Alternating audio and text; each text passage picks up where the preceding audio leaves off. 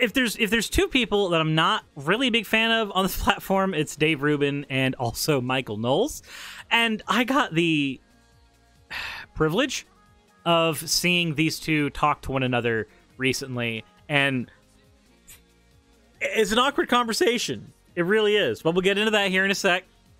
And you know what? Cat Key to G, I understand what that joke is, and I will gladly say it anyway. I hate O-penis. I hate O-penis. I ate. Oh, okay. It's not I hate. It's I ate. Well, we did have a conversation about vor in the chat earlier, so you know what? I guess it fucking counts. I guess it counts. Anyways, before we get into the actual topic at hand, let's go ahead and get into the fan art section. So first, we have a fan art that is done by Index Card Arts, and then from the Mini Ace, we have another one, and this is actually a 3D model of my hammer that is being worked on right now. And in a later episode, you guys will see what comes of that particular 3D model. As always, if you have fan art you want to submit, the best thing to do is drop it in the Discord section, and it will be gotten to in chronological order on later videos. So thank you very much for submitting your fan art, guys, and we will get right into... The name of the video is Conservatives Will Keep Losing Until They Learn This. And it's a conversation between Michael Knowles and Dave Rubin. So let's go ahead and have fun here. There's a particular part here I want to listen to. The atheist movement that was really powerful online, say 5 years ago. All right, so I want to listen more to what he's saying, but I need to go ahead and turn on groove music. Go down. That's why things are so low. It makes sense. It makes sense. I'm turning up his music. Not music, his actual audio. As soon as I can find...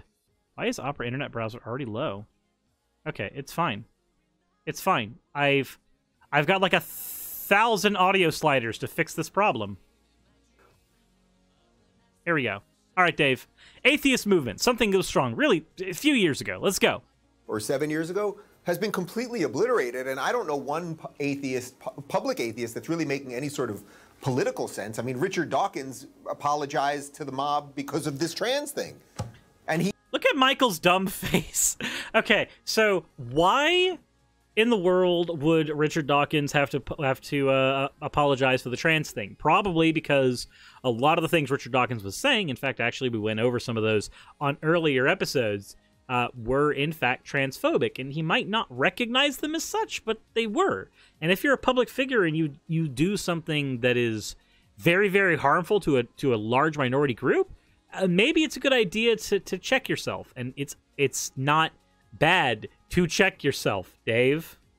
He had no problem standing up to radical Islamists for his whole career, and now he's apologizing over, you know, young children transitioning. Because there's a difference between... Okay, so a radical Islamist, in the sense that Richard Dawkins has an issue with, if you look at his debate history, a lot of what he does is categorize most people who believe in the religion of Islam as radical because of certain things that he thinks that they have to believe. But if we were to take just the extreme beliefs, then his issue would be with some form of terrorism. That's not the same thing that's happening with trans rights activists. What's going on? Oh my god, that is adorable. Never look a tulip in the eye. Oh. Oh, so you actually can move through all those now. Neat. That looks really good. But continuing on with what is going on here, trans rights activists, for the most part, do not have these same, I guess, calling cards, you would say, that what you would consider like a religious extremist would have. Yeah, you've got extremists in every group, but when people are just telling you, hey, maybe don't shit on trans people on social media, that's not the same thing as whatever your idea or facsimile of a radical Islamist is. Yes, I mean, the kind of recent movement of atheists in the 2000s never made much sense at all, but atheists... Wait, the atheist movement never made much sense at all? Is there a reason for that? Like, okay, I can understand having issues with certain people who pioneered that movement. Like, obviously, I'm not the biggest fan of Dawkins. I'm not the biggest fan of Sam Harris. I'm not the biggest fan of, you know, a lot of the stuff that has gone on in recent years with many of those characters. But to just say, oh no, it never made much sense, please quantify that? That'd be cool. As an atheist content creator on the platform, I would really love you to actually grab that particular statement and run with it. Atheists generally don't make a lot of sense. They can be perfectly fine, lovely people, but that you don't want to jail them. Let's just be clear. I don't want to jail them, but it does lead to madness. And atheism leads to madness? But is it being an atheist content creator that leads to madness, or being an atheist that leads to madness? I want to know which one. I also love this freeze frame that we've sat on of, like, really, really arrogant Michael Knowles explaining something to me of which he probably doesn't fucking understand, and just this lovely picture here of Dave Rubin with his tongue sticking out. This is just beautiful. This is beautiful. But regardless, I really want to know, is it being an atheist that leads to madness? Because philosophically, that does not follow through. Or is it being an atheist content creator that leads to madness? In which case, I would say that no, it's just being a content creator in general that leads to madness. Every one of us on this platform that's a content creator is some narcissist in some form, because all of us think that everybody else should hear our opinions. It's worth pointing out, too, atheism is a good example. Our country is premised on the idea that we have certain unalienable natural rights okay, and given to us by God. Okay, so you can have that idea of inalienable rights given by God. Problem is that our country has a really, really solid record of violating its own fucking human rights repeatedly. Usually by recategorizing people into different non-human categories. That's usually how we handle that, right? That's what we did with slaves. That's what we've done with prisoners of war. That's what we did with Japanese people in our own camps. Like, we, just in general, this is not a solid point because we have such a solid record of just shitting on those human rights. But over and above that, there's another problem that has to be brought here. We are, in fact, a secular nation. Are we founded on some Christian principles? Technically, yes, in the sense that everybody, for the most part, who started our country, with a couple of exceptions, like, say, Jefferson, were Christians. And there are principles that they carried over that were biblical. However, that A, does not mean that we need to maintain any of those, even if that were the case, and B, we have a lot of very, very old documentation documenting a separation between church and state. So again, this point doesn't matter much. It gets destroyed by an argument against tradition, because argument from tradition is a fallacy, and it also gets destroyed merely by the fact that we are a secular nation, as evidenced by our separation of church and state. Right, by our creator, capital C. It's right there in the founding documents of our country. So if you come in and you not only deny that that is true, but you actively seek to subvert that, the country can't tolerate that. Yes, it can't. The country can tolerate atheism. To say that the country can't tolerate atheism is to say that the country must be something. It must be Christian, because it can't stop at atheism. It cannot stop at atheism, because if the creator with a capital C specifically has to be the creator that you are arguing. Also, Cyan Crusader, thank you very much for the follow. I didn't catch it earlier. I am terribly sorry. And 455 Crown, thank you for redeeming the oh well. But if the creator with a capital C has to be a very particular kind of creator, then it necessarily doesn't just disenfranchise atheists. It must also disenfranchise various pagans. It must also disenfranchise anybody of a different religion of any kind that is not Christian. It is not just atheists that you are arguing against. It is every non-Christian you are arguing against. That is the difference here. That undermines all of these wonderful things that we've gotten from our country, this broad defense of speech and all the other rights and institutions we have. are undermined when you undermine the very basis of the country. Not necessarily. You can have the idea of a creator, which rights stem from, but that creator does not necessarily need to be the Christian creator. That creator can be a deistic one. That creator can be one that exists only in narrative, and it still functions only in narrative. It does not need to be the founding thing. And even besides that, there's nothing wrong with just having human rights in a country that are not preordained by a deity.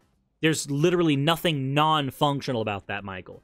I understand it's very hard to wrap your head around the idea that there are people who are comfortable with the idea that there is not a God, and the idea that there are people who are comfortable with human rights stemming from other venues besides being constructed by a deity. I get that those are maybe uncomfortable concepts to grapple with, but the reality is, those of us that have grappled with them have come out on the other side just fine. Chesterton has a good line on it. He says, there is a thought that stops thought, and that's the only thought that ought to be stopped. It's a good line when you think about critical race theory. Wait.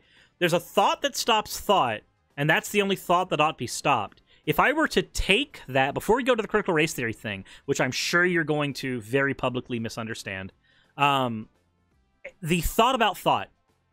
If I try to ask you, where did the universe come from, and you say God did it, that stops my thought process. That stops me from actually engaging in critical thinking, because I've come to a convenient answer. Now my thoughts must stop. There's nothing else for me to do. I've already come to the conclusion, and we don't have to go any further there. I don't start figuring out what happened at the T=0 event. I don't start figuring what happened that caused stars to become factories for various heavy elements. I don't learn any of that because I can't. Because I've just accepted God did all of it, and that is a thought stopper. I'm done. By that logic, should we stop thought about God? Should we stop people proselytizing about God because it stops thought? If I ask you, why is it wrong to own a slave, and you say because God said so, despite the fact that he never fucking did anywhere in the Bible, which we'll get into that in a second, is that not a thought-stopping thing? It's not quite a thought-terminating cliche, but it is a thought stopper. There's so many questions about the world that you can just answer with God, and it literally stops thought. If your category that you think is so smart and so profound is that any thought that stops thought is the thought that should be stopped, then your God is in the category of thought stoppers. And I'm sorry, but your God's a thought. Get him out of here. Get him and his thoughterry right out. That said, let's move on to the critical race theory part.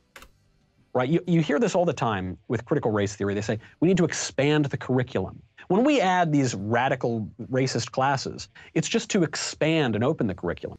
What racist classes is he talking about?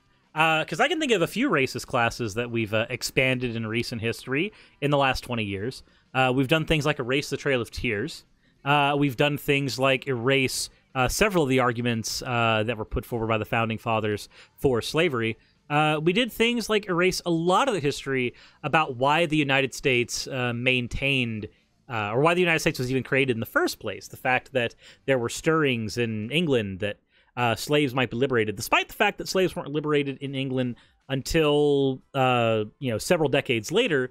There still were conversations about that happening, and preempting that was something that our founding fathers did. We don't really talk about the fact that Jefferson impregnated one of his slaves, and people say, "Oh yeah, no, this is his. This was one of his lovers," and no, a slave cannot consent. That was not a lover. There's a word we have for that, but I'm not going to say it because YouTube would demonetize me for it. A lot of that history just doesn't get talked about in our schools, and would you not consider it to be racist to erase that history of people of color and other minority groups in our schools?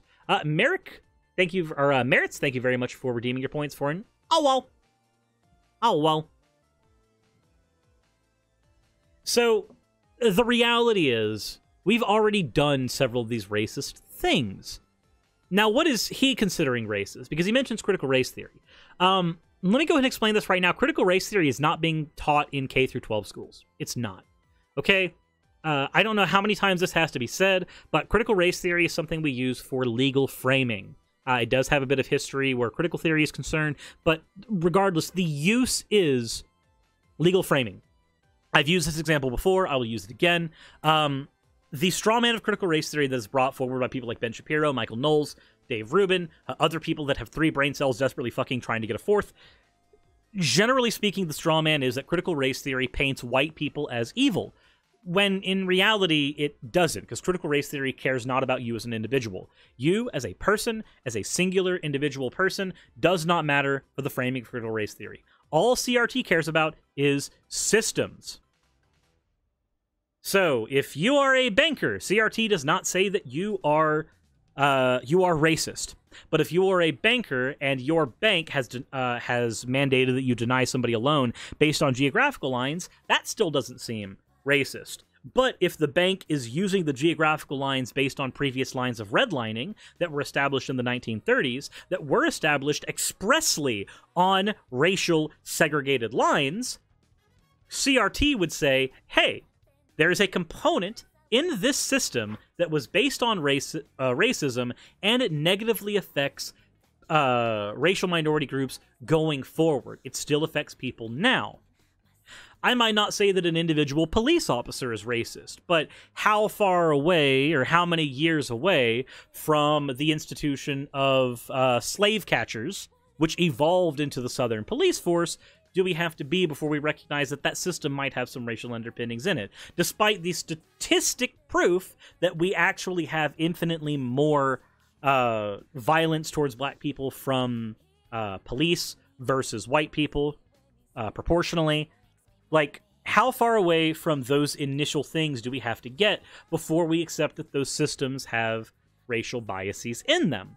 That's what CRT analyzes. That's what CRT does from a legal perspective, is it looks at the history of those systems and it determines where, when, and how racism was a component at any point, or even race was a component at any point of those things. The individual potentially racist police officer is never a part of that conundrum. The individual potentially racist banker is never a part of that conundrum. It cares nothing for individual people. So when I hear these arguments about CRT is going to start putting things into the education system in K through 12, that's not critical race theory. Critical race theory is a legal framing device. Expanding the education system to incorporate more stories from minority groups and people of color is not a component of CRT, and nobody who studies CRT would argue that CRT is the thing responsible for us pushing these things into the public education system. Cherry21, thank you very much for redeeming your points for an you fucking weirdo. First of all, you can't expand a curriculum. Yes, you can. To say you can't expand a curriculum is to be ridiculously ignorant. There's only so many weeks in the semester. There are only so many books you can read. But wait, hold on.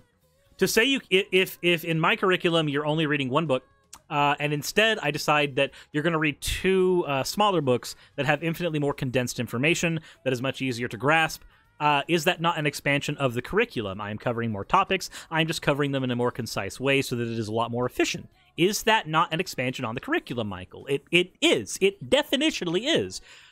But you, as a person on a platform, desperately need to convince me, as a different person on a different platform, that you are a very smart person. And I love reveling in your failures, Mike. I really do. But this is cringe. This is cringy. Every minute you waste on Ibram Kendi is a moment that you're not reading a valuable author. But moreover... I don't know who Ibram Kendi is, but I'm just going to assume that somebody in my comment section is going to give me context later. You are not enhancing a student's education when you put critical race theory into schools. You're not putting critical race theory into schools.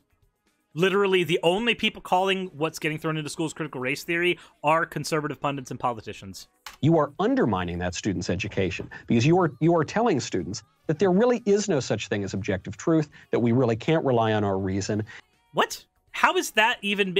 How does that factor in? Hold on. How does CRT... Which analyze, let's assume, let's grant that CRT is the big bad here, okay? Let's do that. Let's grant that. Let's go ahead and grant that for a second. If I grant that, then I have to also grant that you know what you're talking about, and I'm not about to fall into that particular trap. But if you're going to tell me that there is no objective truth to things like redlining, then I'm going to have to call bullshit, because we have actual United States history to prove that, yes, in fact, we did at one point redline districts a shit ton on racial lines, and that is the thing that CRT analyzes. Despite the fact that CRT isn't the thing that's being thrown into schools, if I were to take your point and roll with it and accept it and sit merely in the mire of your vapid argument, we come to the conclusion that you still don't know what you're talking about. That the things that are the very basis of our education, the idea that there's truth and we can try to find it, that is a fool's errand. So you undercut the whole point of education, which is why when someone... Wait, how are we undercutting the point of education? I'm sorry, Michael, I don't understand how we're undercutting the point of education. We are literally... If what is actually going on, we're going to move from your bullshit hypothetical. Crazier Weasel, thank you very much for the Prime subscription. Thank you for the Bezos bucks. But if we move away from your vapid point and move into what's actually happening, including more works from people of color to be talked about in school, how does that take away from objective truth? If I were to take your point, which I know this is the point you're trying to make, but if I were to take it at face value, what is happening is works from people of color are being put into school curriculums. And then you say that undermines the idea of objective truth. I know there's a narrative you're trying to spin, but if we take just the base facts here, I have to come to the conclusion that you're arguing that works from people of color are not rooted in objective truth. And if that's the case, who's actually being racist here? Is it the people wanting more people to expand their knowledge? Or is it you saying that, I guess, all black people are bullshit peddlers? Now, I recognize this is not the actual case Michael is trying to present. The case he's trying to present is that CRT, critical race theory, is vapid, and therefore anything that CRT pushes through is equally vapid, and it tries to argue that things are not objective truth. This is also kind of a small dig at... what is it called? Postmodernism. This seems like a dig at postmodernism. The idea of more perspective truth as opposed to objective truth when it comes to matters of perspective. I understand this is probably a dig there, but the way it's constructed here does not feel like he's actually talking about postmodernism. The way that he's constructed this feels like he's just talking about black people. Furry Machete, thank you very much for redeeming your points for an oh well. Oh well. Like Ron DeSantis goes in and says, no more critical race theory in schools. Cool. Ron DeSantis can say no more critical race theory in K-12 schools. Do you know what changes? Nothing. Because CRT is, as far as I know, not being taught actually in schools, you know, the actual legal framing device, because that's not being taught in schools, Ron DeSantis can say, no CRT in schools! And the end result is nothing fucking changes. Nothing. Because really, what is the difference between CRT not being taught in schools and then CRT being mandated to not be taught in schools? It's still not being taught in K-12 schools. Nothing has changed. He is actually expanding the potential for education, not restricting it. How is that? Wait, how is it expanding the potential for education to restrict things in the education system, but it is not an expansion to add things to the curriculum? This is political doublespeak. This is literally just saying the fucking lie. Like, Michael, not only are these two ideas completely incongruent with one another, but you've also basically thrown out your first argument. Your first argument was that it is impossible to expand an education system. You made the point it was impossible to expand it. And then you make this follow-up point with your smug-ass face that it is expanding it if you get rid of all the literature about black people. How is this guy viewed by people? How do people consider this smart? I really want to know. If there's a critical thing we need here, it's not critical race theory, Michael. It's critical thinking. I would implore anybody who listens to Michael Knowles and Dave Rubin on the regular to please go take a class on critical thinking. I really wish that I had a sponsorship from fucking Curiosity Stream or from the Great Courses Plus or from Skillshare. I wish I had one of those sponsorships so I could just like throw a critical thinking course at you guys. That's what I want. I don't have those sponsorships. Instead, I have DDLG Playground. Coupon code SIRIS if you want 10% off of something to go fuck yourself with, and Artesian Builds. Coupon code NECOSIRIS if you want a certain amount off of whatever computer build you want. But I cannot throw a critical thinking course at any of you. I can't. I wish I could. I can recommend over on Audible if I had an Audible subscription. There is another thing I can recommend, and it is a book called The Philosopher's Toolkit. That would be an excellent resource for learning the basics of critical thinking. All of these would be really, really great for you to utilize. Would highly recommend you to utilize these.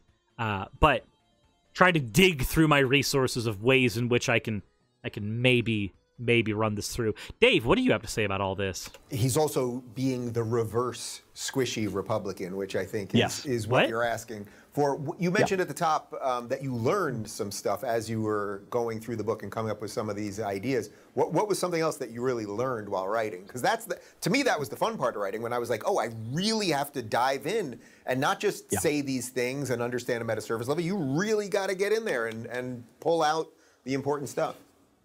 I learned that a lot of what we have come to regard as just and I'm talking on the right, I'm talking among conservatives, a lot of what we've come to regard as the nature of our American regime and the kind of nature of the founding and how we understand ourselves and free speech is kind of bunk. And it was kind of just, they're just bumper stickers from the last 20 years or so. I am shocked. I am honestly shocked. That is amazing. Because this part is true. I actually agree with this. I actually wholeheartedly agree with this point. Now, I'm sure there's going to be some context to it. Let's find out. And I came to a grudging respect, even for the most vile of the leftist theorists. I'll give a good example, is Herbert Marcuse. Herbert Marcuse. He was actually mocked in that Coen Brothers movie, Hail Caesar. He's sort of the villain of that movie. So Herbert Marcuse was one of the critical theorists, one of the OGs in the Frankfurt School, and he developed a lot of these ideologies in the Marxist tradition, in the Western Marxist tradition, thinking specifically about culture. Okay. And then he pops up again. He goes and he works for the precursor to the CIA for a while. He goes into the academy for a while. Then he pops up again in the 60s as the father of the New Left. I mean, he's considered maybe the most influential figure during the radical movements of the 60s. The Frankfurt School is actually a very important thing to know a little bit about when it comes to leftist politics. So far, he's not entirely wrong. This is surprising. After getting everything so fucking wrong before, we have this bit. Let's see what the conclusion is. And Marcuse writes one of the most infamous essays on free speech ever composed. It was called Repressive Tolerance. It seems like a contradiction in terms. And Marcuse says, he's got a lot of like silly jargon that you can kind of ignore. Then he comes to the heart of it. He says, a liberating tolerance would not tolerate intolerance, which he defines as conservative thought. And he observes that the conservatives had cultural hegemony. They had sort of control over the institutions. They had control over the common sense. And so what we need to do to correct that is censor and suppress the conservatives and advance the radical leftist thought. And he was decried by people, certainly people on the right and people on the left as well. Okay, so there is note here of the intolerance paradox, and there is truth to it. If person A is a Nazi, they look at a Jewish person and they say, I think you should be thrown into an oven. And person B looks at the Jewish person and instead of defending them, looks at the Nazi and goes, you know, I don't agree with you, but I will defend your right to say what you just did in public and even do my best to make sure you maintain a platform to do so. There are people who legitimately believe that this is actually an exercise of, like, personal free speech, despite the fact that free speech only extends to what you say to and about a government. But there are people who will legitimately look at this and think, oh, that is an exercise of free speech. That is true tolerance. You're tolerating their opinion. You're letting them have their point in the marketplace of ideas. But what really happens is you create a space where that Jewish person's ideas are not going to be considered, because the more of these people who are... This is a reductio ad absurdum, so the more people who are Nazis that you allow in this space to continue speaking, the more minority voices you push out. And the more of them you push out, the less free they are to speak their mind. They will get drowned out. As a result, or they will get drowned out or just fucking threatened for existing. And then you end up having the space be mostly this extremist Nazi thought, when you don't call that extremist thought out, either by re-education or, you know, taking the person aside and just go, hey, I understand you have particular opinions about other people, but there are things you just can't fucking say, and you don't say them here. Because if you say them here, or really at all, you are going to make it to where other people cannot have their points heard. If your point involves eradicating another person, then your point probably does not need to be spoken about at all, and you probably need to reevaluate yourself in a fucking mirror. So, and that's kind of what the intolerance paradox talks about, is that if you are tolerating intolerance, you just become intolerant as well. You're supporting the intolerance. People who are actually tolerant largely get pushed out of those spaces, and then you just get seen as an apologist for the intolerance. At that point, which would you rather be, the Nazi or the Nazis, or the Nazi sympathizer or the Nazi apologist? You should strive to be none of those things in an ideal world. That would be the preference, right? So there is a little bit about the intolerance paradox here that is okay. Now, the idea that conservative thought is just intolerant, not really. There are conservative positions that are very tolerant. There are conservative positions that are incredibly bigoted. I mean, we've covered them on the channel literally all the fucking time. So it is probably a good idea when engaging with these things to, again, think critically. Don't fucking wash things out. I haven't read the particular work he's talking about, but I don't think he said that all conservative thought is by its very nature intolerant. I don't know. The point about cultural hegemony, though, that part is largely true. When you think about, let's say, America as an example, while we are a liberal nation, and we are founded on, not founded on, but we currently hold very liberal principles, when you think about the cultural zeitgeist in America, a lot of it is dominated by conservative traditionalist thought. The idea of what the American patriot is largely defined not by the left's view of patriotism, but by the right's view more of nationalism. There is some truth to that. Now, do I agree with any of that? No. I'd largely like the idea of America to one day be changed into a more progressive place that does not do things like shit on trans people's rights. That's what I would prefer. But we don't currently live in that reality yet. We're working on it. Slowly but surely. But his basic point that you can't tolerate intolerance is correct. That's actually true. Thank you. It is amazing that me and Michael agree on this one thing. Now, here's where the caveat ends. I am 90% certain that what Michael views as intolerance and what is objectively intolerance are two very different things. This is the whole, like, he's gonna give you a cookie so that he can take your steak type of thing.